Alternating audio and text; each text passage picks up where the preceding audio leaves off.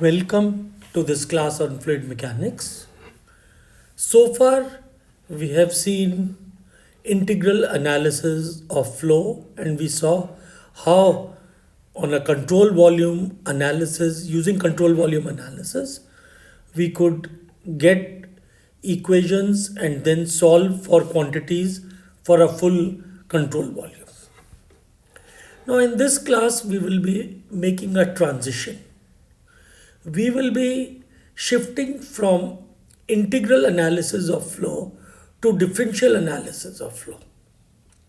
In a differential analysis of flow, we try to find the flow properties like velocity, pressure, temperature at each point in the flow, unlike in an integral flow analysis where we would make assumptions and we would find the quantities at a particular cross section of a flow, and assumptions like one dimensional flow analysis, one dimensional assumptions were made to assume that velocity or pressure was not varying across a cross section, and we found estimates of velocity and pressure at that whole section.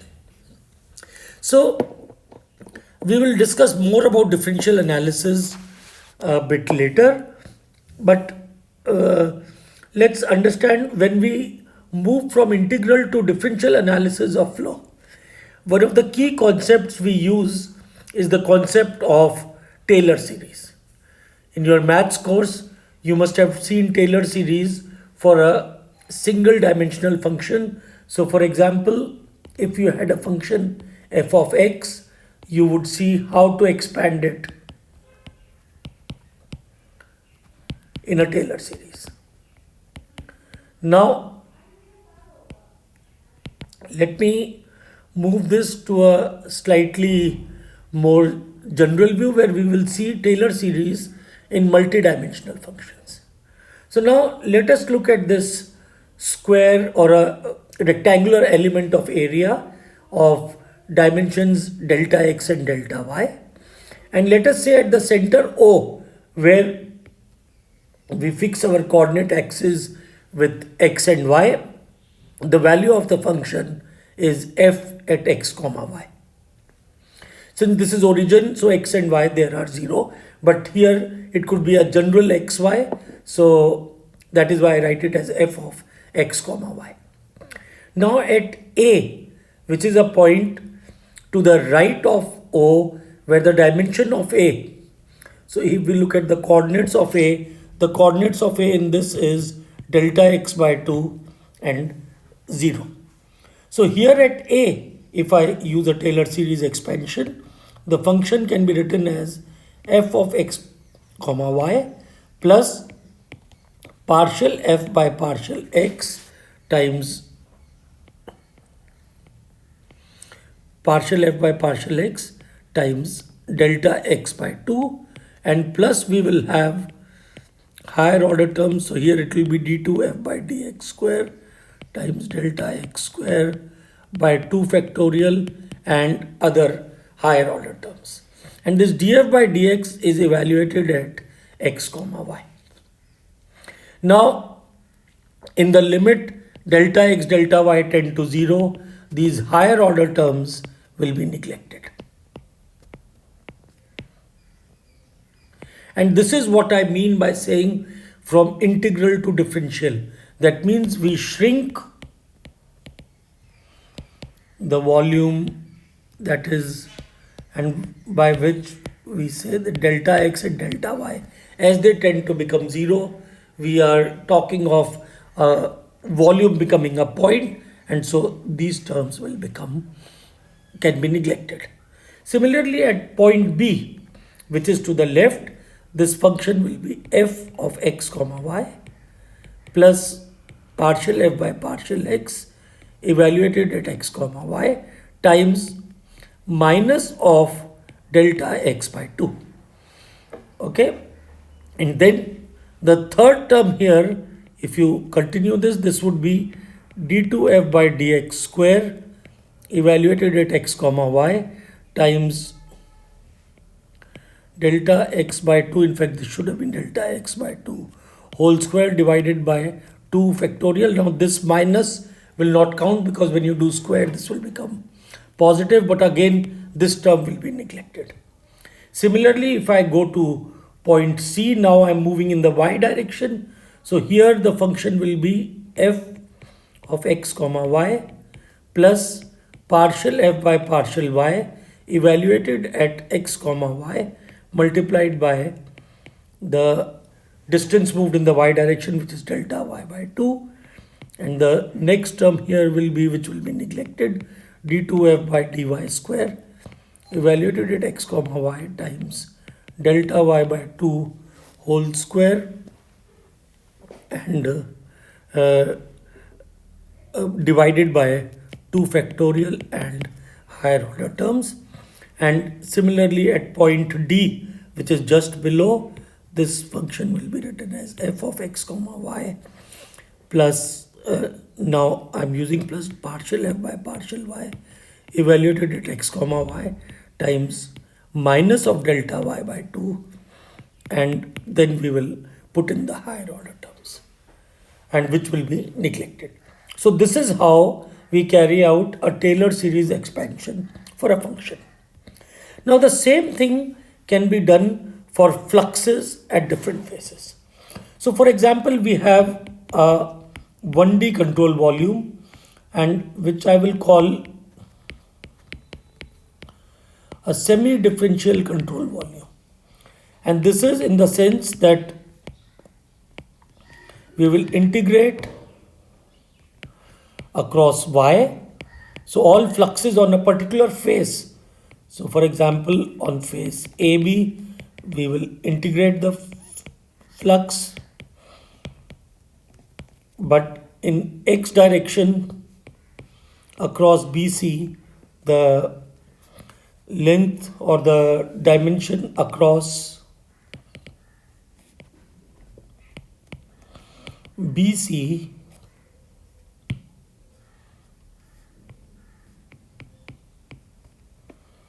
so the dimension across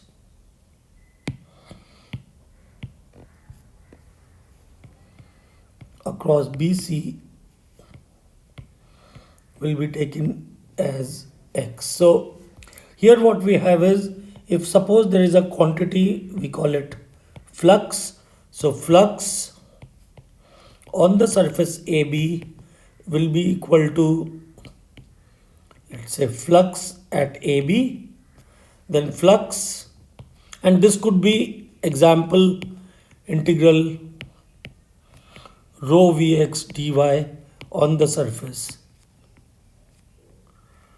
from A to B. Okay, so the flux on the surface CD will be equal to flux on the surface AB plus d by dx of flux on AB times delta x. So this is how Taylor series expansions could be made for the whole flux. And as an example of this, let us look at a problem. We have a channel of constant width B, one end of which is closed. An incompressible fluid falls uniformly into this channel at the rate q dot per unit length of the channel. So q dot is the volume flow rate per unit length, and this is falling in the channel, and q dot can change with time. At x is equal to 0, there is no flow, because so this is what we have, and the height of this flow, as we will see, it's given to be h0. Now the free surface, as the flow progresses, the height is given by h of x comma t, which we want to find. And it is given to us that we can assume 1D flow at any section x, and the x component of velocity there at x here is the same across y, and this is given by v of x. And if q dot is a function of t, then V will also be a function of t. So this is the problem, and we are asked to use the continuity and the momentum equation to develop differential equations of how h and v will vary with x and t. So we have to develop equations for h and v. And also we are asked to discuss what happens when q dot is constant and is not a function of t.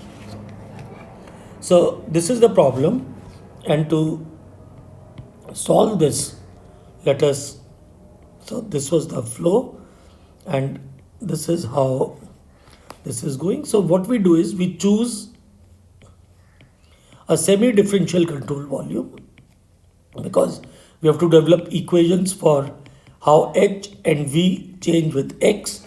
So we choose, this is a one-dimensional case, so we choose a control volume like this, and this is at a distance x, and its dimension is delta x along the x-axis.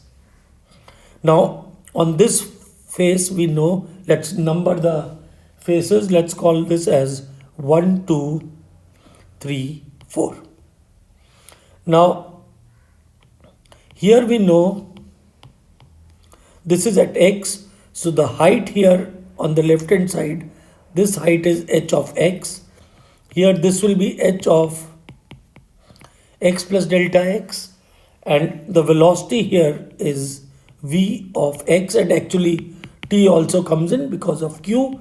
And in this control volume, here from the top there is fluid coming in, which is q dot. This is per meter length, so the total volume flow rate of fluid which is coming in is q dot times delta x. So this is the flow which is coming in from 1 to 2. So let us apply first the continuity equation.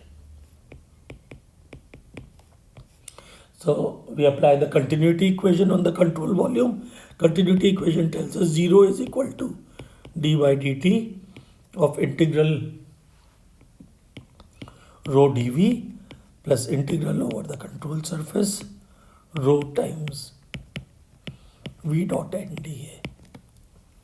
So this is the control volume. Now on surface, let's move term by term. Let's first look at the d by dt of rho dv. Now, is this 0 or non-zero? In most of the problems we have solved till now, this term was 0. But here, this is not equal to 0 because q dot is equal to q dot of t. So, because q dot is changing with time the height and v at a particular location will also change. So therefore, let's now work this term out. So this becomes equal to, rho can be pulled out, it's incompressible fluid, it can be worked out, and we get it as d by dt of dv. And what is dv? Integral of dv is just the volume. So volume of this control volume will be equal to h times delta x times b. And we have to take a d by dt of this. So this becomes equal to rho b dh by dt delta x. Now notice we are considering only the water in the control volume. The control volume may also have some air at the top, which we are not considering. We are applying the equation only for the water part of the control volume. So we are applying this only to the species water. The momentum equation, the continuity equation is being applied only for water. Now let us work out the integral over the control surface rho v dot n dA term.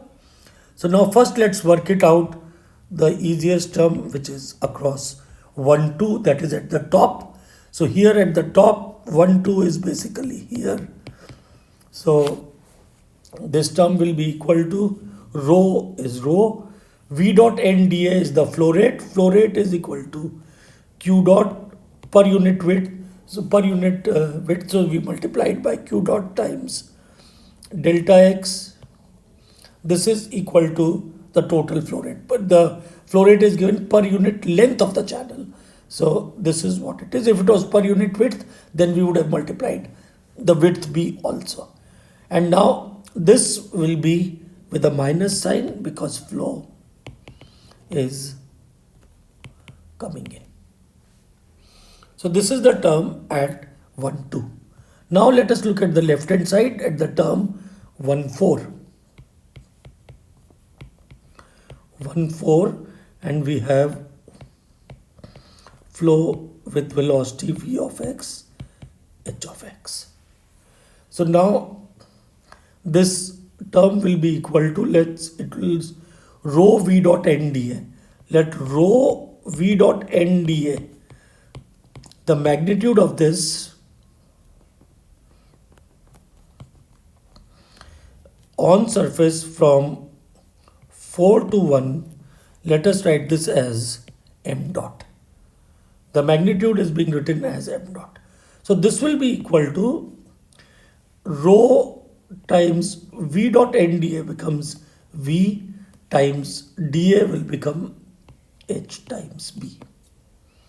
So m dot on 1 to 4 will be equal to rho vhb, and integral rho v dot n dA, this will become equal to minus rho v h times b. The minus sign comes because flow comes in. Now let's move on, and this will be the critical part. We move on to the surface 2, 3. So now this is our control volume. Now we move on to surface 2, 3. Now m dot at 2, 3, the absolute flow rate, this can be written as m dot at 1, 4 plus partial m dot at 1, 4 by partial x times delta x. Okay, and so this becomes equal to m dot at 1, 4, which was rho vhb plus partial by partial x of rho vhb times delta x, and this will become rho vhb plus rho v partial vh by partial x delta x, and this whole term is positive. So now we can add up all these, and when we add up all these, what we get is, so let's take this term, dB by rho b dh by dt delta x, rho b.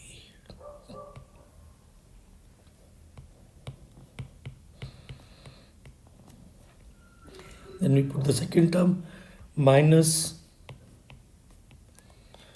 rho q dot delta x, and then we take the net sum of these.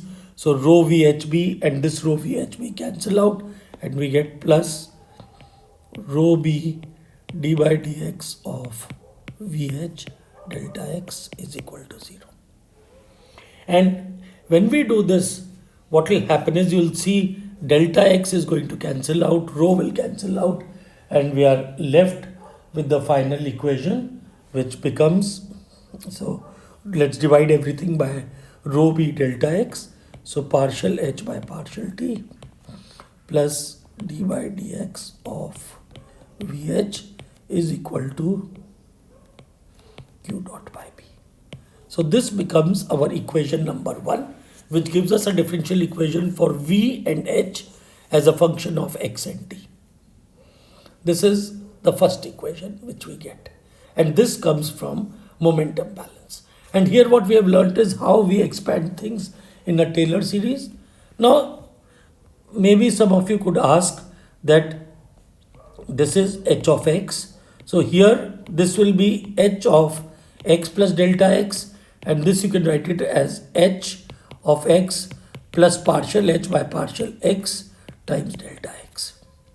And similarly here the velocity is v of x, so the velocity here on this space could be v of x plus partial v by partial x. Now of course t is implied, I'm not writing that, plus partial v by partial x delta x. And using this we can calculate mass flux. If you do it with this way, on the left hand side you will get rho VHB, and on the right hand side this is what you will get here. On this side you will get rho VHB. So rho times, so here you will get it as rho V plus partial V by partial x delta x times H plus partial H by partial x delta x.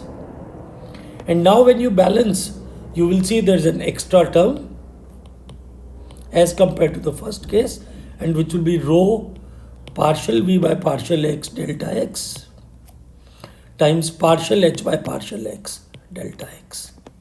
This term did not come in our expression when we did it the first time. And the reason why this extra term does not matter is because this extra term is a second order term. Because this term has a delta x square.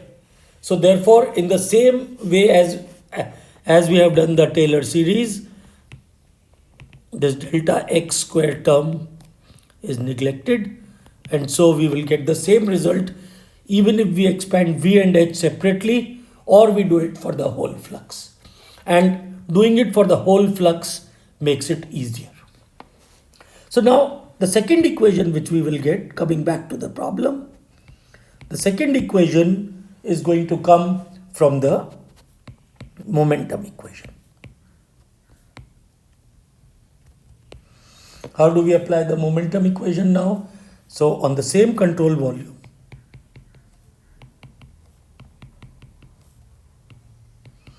which we have now, this was 1, 2, 3, 4, we apply the momentum equation. And since here everything is one dimensional, we will apply it in the x direction. So we have flow like this, which we have shown. And so now what we do is, let's try to see what the momentum equation tells us. We'll show this as our x direction. Sum of forces in the x direction is equal to d by dt of volume integral Vx rho dV plus integral over the control surface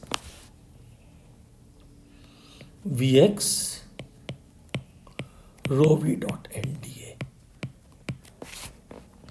So now we have this control volume where these are the kinematic quantities.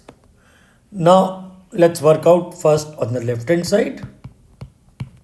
And so we draw a free body diagram showing external x forces on the control volume. Now what you'll realize is the only x force acting will be the pressure force. Now this is an open channel flow and 1D. So here what we will, so the pressure distribution will be hydrostatic at any section. So on the section, so this is our control volume. Let's show all the forces. So on the section, on this section we will have hydrostatic forces acting, and the gauge pressure will be this total force due to pressure. Let's write it as Fp. This will be equal to rho g times h square by 2 times the width. So this is the total x force acting on the control volume. Now so pressure, okay.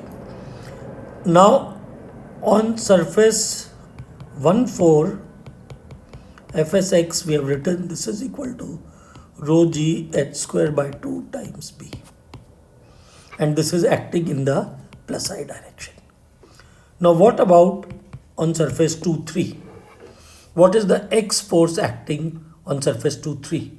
And this we can write it as Fsx acting on 1, 4 plus d by dx of Fsx acting on 1, 4 times delta x. And this will be acting in the minus I direction. So this force on surface 2, 3 will be equal to rho g times h square by 2 times b plus d by dx of rho g h square by 2 times b times delta x. And this will be rho g h square by 2 times b plus rho g b by 2 into d by dx of h square times delta x. So this we can write it as rho g h square b by 2 plus rho g b times h times dh by dx times delta x. And this total force acts in the minus I direction. So when I take, these are the only forces in the x direction. So the net force, net external force on the CV in the x direction, this will become, so these two terms will cancel out and this becomes minus rho gb h partial h by x times delta x. So this is the net external force. So we have worked out in the momentum equation, we have worked out the left hand side term. So this term has been worked out. Now let us go to the unsteady term d by dt vx rho dv. So this is the LHS. Now RHS term 1 d by dt of volume integral vx rho dv. Now this becomes, let's take, so in this control volume the vx we will write it as v rho times dv. So this becomes equal to d by dt of rho v times what is the volume? Volume will be equal to h times delta x times v. So therefore when I expand this term becomes equal to rho b times d by dt of v by h, where d is the partial derivative, times delta x. So this is the volume, this is the d by dt term, the unsteady term in the control volume. Now notice you may ask that the velocity is changing from v to v plus dv. So we have ignored the variation of the velocity v in the control volume. And once again the reason for that is that the dv part when multiplied by dx part gives us a second order term, and so that has been neglected compared to the first order terms. So this is the unsteady term.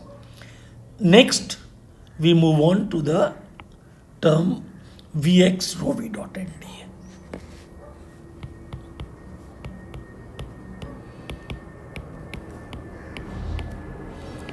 And this again there are two terms. So this is, first we will work it on surface 1, 4.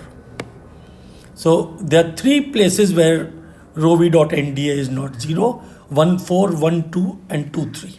So we'll attack them term by term. Let's first look at surface 1, 4. Let us call the flux here as the momentum flux, and let's use a symbol M for this at surface 1, 4.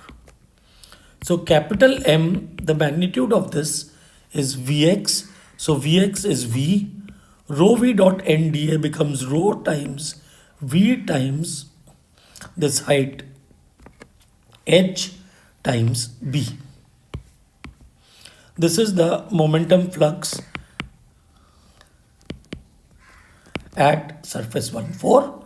And if we look at the total contribution to Vx rho v dot nda on 1, 4, this will be equal to this term m. Now let's look at the sign of it. Vx is positive and rho v dot nda is negative. So this term totally becomes minus of m, where m is equal to rho v square hb. Now on the surface 2, 3, which is the right side of the control volume, the momentum flux will be equal to m plus dm by dx delta x, and this will be equal to m becomes rho v square hb plus d by dx of rho v square hb times, sorry, this delta x comes here, and then we have the bracket. Let me just use an eraser and correct this. And so this is what we have for the momentum flux on 2, 3. Now let us look at the sign. V, the velocity is positive, and m dot, the flow, is also positive, that is v dot n. So therefore the net term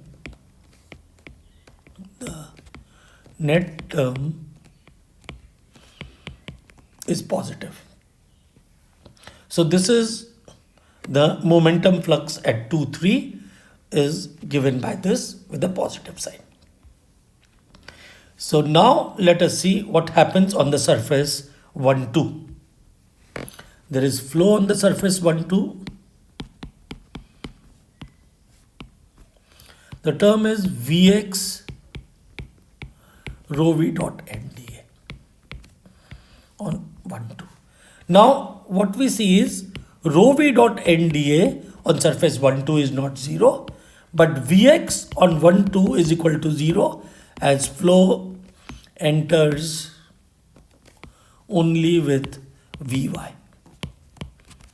So therefore this term will become, so the whole term will be equal to 0.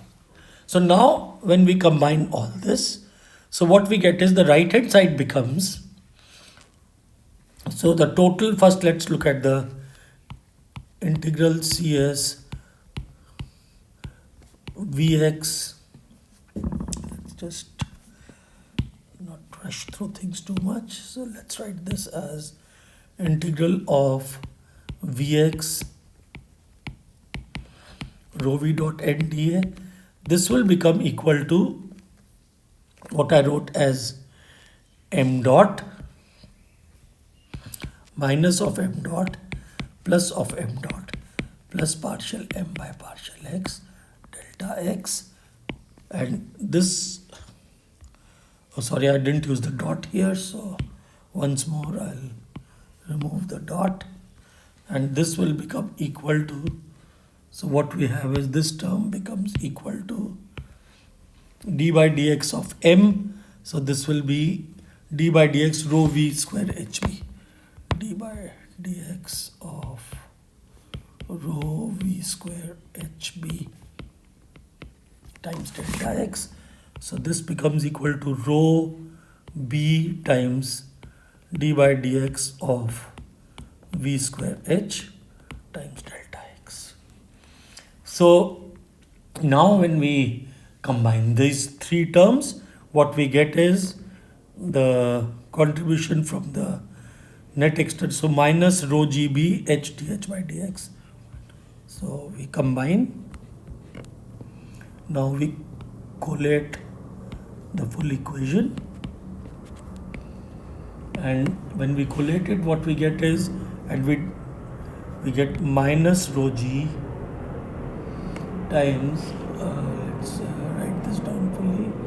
So what we get here will be, I'm just we use this as, the first term was minus rho g b h dh by dx, minus rho GB h dh by dx times delta x. This is equal to, now let's write the unsteady term first. The unsteady term is rho b d by dt vh delta x. Rho b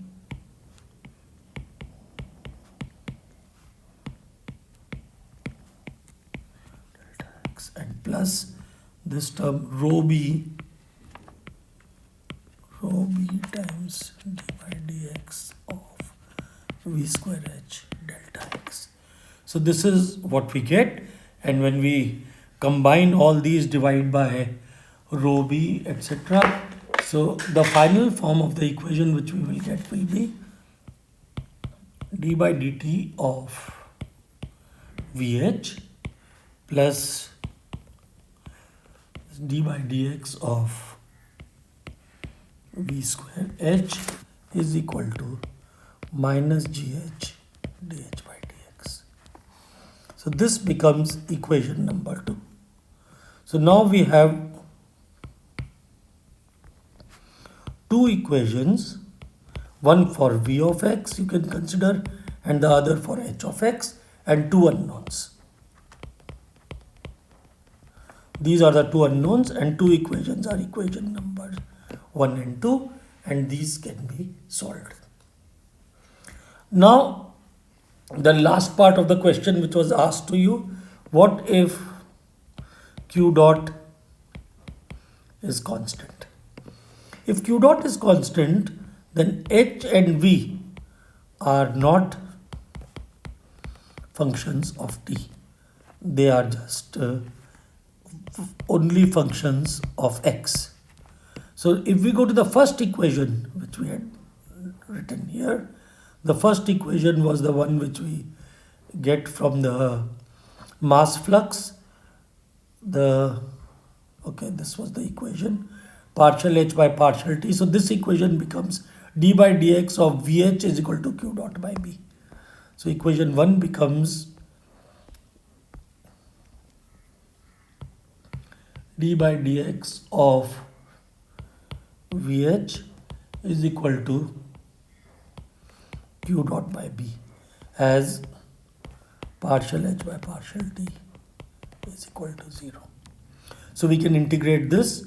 We will get vh is equal to q dot x upon b plus constant, and at x is equal to 0 we know v is equal to 0. There is no flow because it's a closed channel, so therefore we will get c is equal to 0. So we get vh is equal to q dot x upon b. And when we write the second equation, so this comes from continuity equation, and you could have got this from just a simple mass balance of a control volume starting from x is equal to 0 to a general x. Now this equation will become d by dx of vh square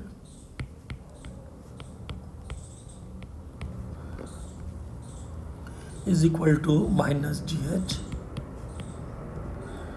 minus gh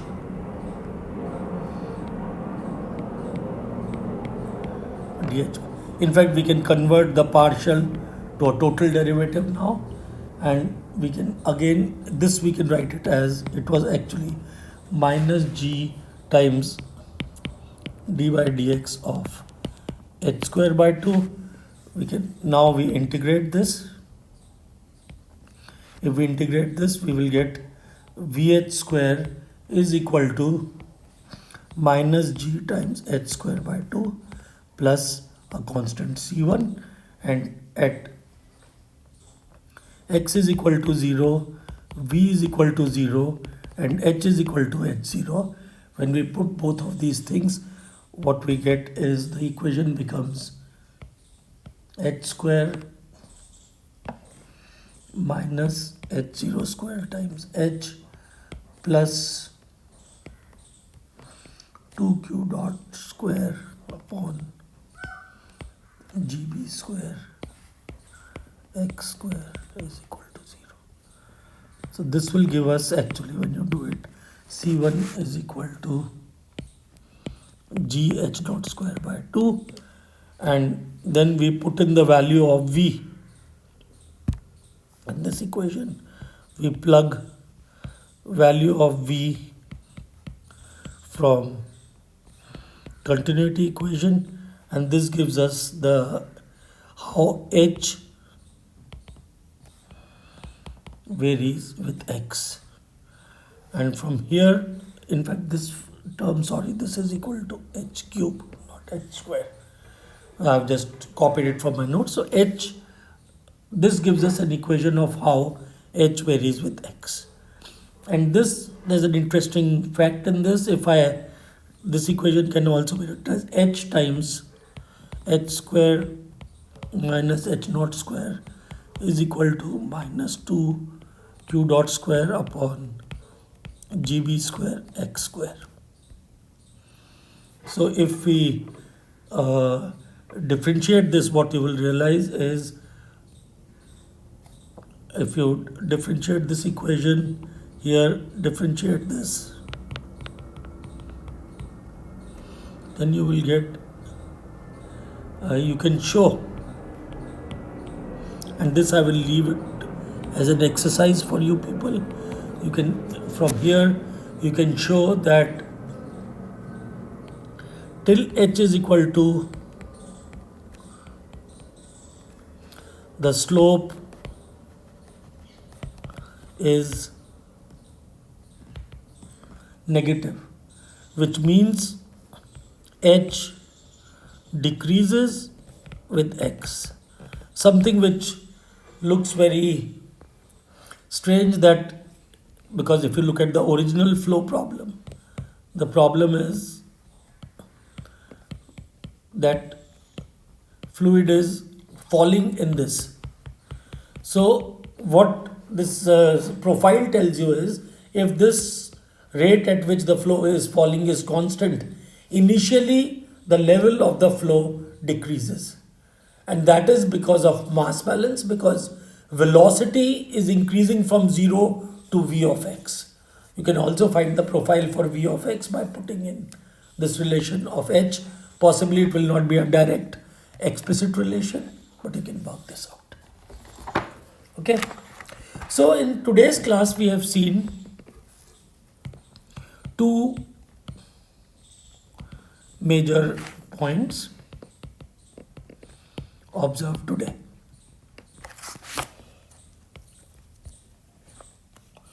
So we have seen two things today, and let me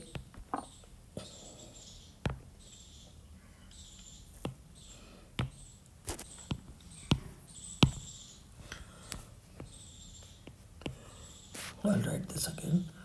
Two major points observed. One is, we used the mass and momentum balance for unsteady cases. And the second, we used what I call a semi-differential control volume to obtain the flow variables as a function of space and time. And this part, the second part in particular, was to illustrate that how we now we are moving from an integral approach to a differential approach. Why did I call it a semi-differential control volume? I called it a semi-differential control volume because it was differential only along x. Along y, we integrated it. It was one-dimensional flow, so we said that height we called h as a function of x, and velocity was not changing with y. In a full differential case, or in the differential analysis of flow, in a differential analysis, we will talk of flow variables, and these variables will include velocity, pressure, temperature as a function of x, y, z. How do we write the equations for these things at a point? And from this analysis, it will be clear that the equations which we will get in general will not be algebraic equations, but they will be differential equations in a sense. So we will continue with the this thing on going to the differential equations for fluid mechanics in the next class onwards. And with this, we have wrapped up our total integral flow analysis part of the flow of the course. Okay, so thank you very much, and